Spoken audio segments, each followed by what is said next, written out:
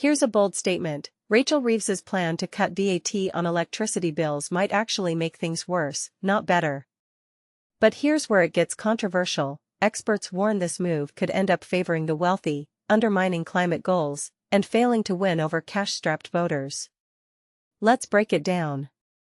Reeves, the chancellor, is reportedly considering slashing the 5% VAT on electricity bills as a quick fix to ease the cost of living crisis, which has fueled the rise of Reform UK. Sounds like a win, right? Not so fast.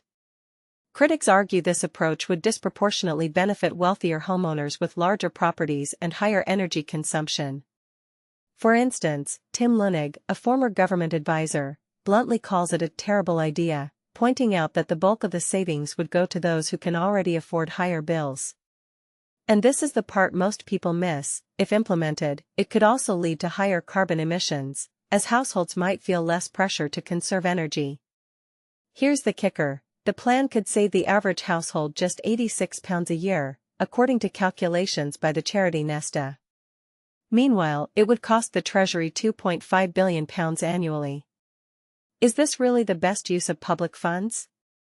Some experts argue it's a missed opportunity to address deeper structural issues, like incentivizing energy efficiency or supporting renewables. But here's the real controversy. This move could strain relations with the EU, which mandates a minimum 5% VAT on energy bills. Unilateral action by the UK could be seen as undercutting European policies, raising questions about diplomatic fallout. Plus, it clashes with the government's green commitments by potentially encouraging higher electricity use instead of promoting sustainability. So, what's the alternative?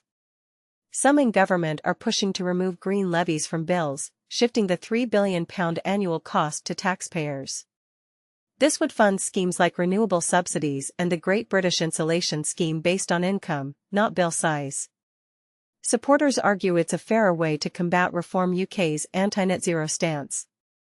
But here's the catch, it would make Reeves's tax decisions even tougher, especially as she grapples with a £30 billion budget shortfall and a potential manifesto U-turn on income tax. Another idea? Shift remaining levies to gas bills instead of electricity, making it cheaper for homeowners to install heat pumps.